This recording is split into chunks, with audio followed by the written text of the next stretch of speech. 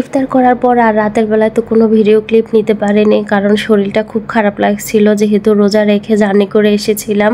তো এর পরের দিন সকালবেলা চলে এসলাম এই তো রান্নাঘরে। দেখতেই পাচ্ছেন আজকে সমস্ত তরকারি আমি বেসিনে ধুয়ে নিব, কারণ আমাদের পুকুরের পানিগুলো নষ্ট হয়ে গেছে। তো দেখতেই পাচ্ছেন প্রথমে এখানে ভেন্ডিগুলো আমি ধুয়ে নিয়েছি, কারণ ভেন্ডি ভাজি করব। আর মাছটাকে ফ্রিজ থেকে নামিয়ে ভিজিয়ে রেখেছি। আর এখানে কিছু টমেটো ছিল, আমি দেখছিলাম টমেটো কোনটা ভালো আর কোনটা একটু নষ্ট। যেগুলো ভালো ওগুলোকে রেখে দিব আর একটু বেছে বেছে কেটে নেব, কারণ যদি একটু বেছে না কাটি দেখা গেছে পরবর্তীতে অনেকগুলো টমেটোই এখানে নষ্ট হয়ে যাবে। আপনারা যারা আমার রেগুলার ভিডিও দেখে থাকেন তারা অবশ্যই হয়তো বা জানবেন সকালবেলা আমাদের গ্যাস থাকে না, গ্যাস চলে যায়।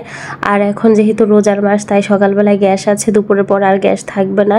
তাই আমি তাড়াহুড়ো করে রান্না করছিলাম যাতে আমি দুপুরেই 2টার আগেই সব কিছু রান্না করতে পারি, কারণ দেখা গেছে পরবর্তীতে গ্যাস চলে যাবে, রান্না করতে পারবো না। তো পেঁয়াজ কাটার পর তরকারি কাটার পর আমি এখানে প্রথমে ভুট্টা সিদ্ধ বসিয়ে দিয়েছি। আর ভুট্টা কিন্তু আমি সিদ্ধ করে একসাথে মশলা সব কিছু দিয়ে রান্না করি। এভাবে কিন্তু সিদ্ধ করে রান্না করলে কিন্তু খেতে খুব মজা লাগে। এইভাবে রান্না করাটা আমি বাবুর্চিদের কাছ থেকে দেখেছি, ওনারা ঠিক এইভাবে করে। ভুট্টা যখন সিদ্ধ বসিয়ে দেয় তখনই একসাথে আদা রসুন বাটা, জিরার গুঁড়া, পেঁয়াজ, টমেটো সব কিছু দিয়ে কিন্তু একসাথে বসিয়ে দেয়। আর এই তো দেখতে পাচ্ছেন ফাইনালি কিন্তু আমার ভুট্টাও ভাজি হয়ে এসেছে।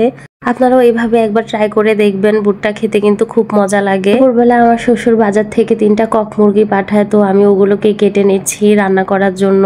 ভোর রাতে তো সবার একটু ভালো মন্দ খেতে ইচ্ছে করে, তো ভোর রাতের জন্য এই মুরগিগুলো পাঠিয়েছে সবাই খাওয়ার জন্য। সারাদিন রোজা রাখার পর কিন্তু সবারই ইচ্ছে করে একটু ভালো মন্দ খাওয়ার। তো এইখানে কিন্তু আমি তরকারিটা অলরেডি বসিয়ে দিয়েছিলাম।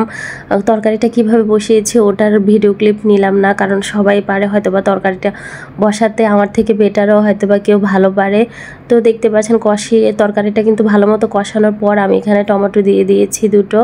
আর এই তো মুরগিগুলো কাটা হয়ে গেছে, আমি এখন বেসিনে ভালো করে এগুলোকে ধুয়ে নিব। তো একটু পরে এই তো আমার তরকারিটাও কিন্তু হয়ে এসেছে। আর এখানে কিন্তু মুরগিগুলোকেও আমি সুন্দর করে ধুয়ে নিয়েছি ভালো করে। আর এই তো মুরগিটাও কিন্তু আমি বসিয়ে দিয়েছি। রান্না করতে করতে আমার অনেক সময় লেগে গিয়েছে, এখন কিন্তু প্রায় 3:30টার মতো বাজতেছে। আর গ্যাসও চলে যাওয়ার সময় হয়ে আসছে, তাই তাড়াহুড়ো করে রান্না করছিলাম। আর এদিকে কিন্তু মাছটাও এখন আমি রান্না করিনি, যেহেতু মুরগি রান্না করব তাই মাছটা আমি কম করে নিয়েছি, দেখা গেছে মাছ খানা যাবে না।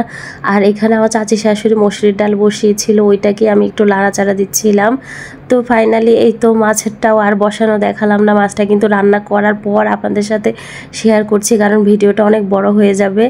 আর ইফতারের জন্য আমি একত্রে এই তো সব কিছু কেটে নিয়েছি, রেডি করে রেখেছি। এই পর্যন্তই, সবাই ভালো থাকুন, আল্লাহ হাফেজ।